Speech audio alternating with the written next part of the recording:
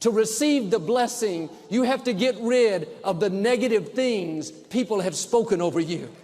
They may have meant well, they were trying to help, but they told you what you can't do, how you don't measure up, how you'll never be successful. That ex-spouse, how you're not attractive. Nobody will ever want you. Don't let them limit your future. They don't know what's in you. They didn't see you before you were formed in your mother's womb. They didn't breathe life into you. They didn't call you, equip you, empower you. God is saying to you today, you are blessed. You are favored. You are strong, talented, valuable, free. You have greatness in you.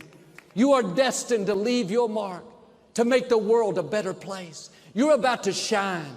You're about to see favor in greater ways.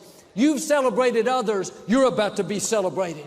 You've admired friends. You've honored co-workers. You're about to be admired, esteemed, honored. You're going to come out of the background into the foreground. From being overlooked to being in charge. I declare you will excel. You will rise higher. You will go further than anyone thought. You will accomplish more than you've ever dreamed. You may feel stuck in your career like you can't get ahead. I declare you're about to be unstuck. You're about to step into opportunity that you've never imagined. You're going to discover things in you that you didn't know you had. Gifts, talents, books, songs, movies, ideas, inventions, businesses. Now do your part. Tune out all the negative voices. What God has declared, no person can stop. No bad break, no disappointment. The blessing always overrides the curse.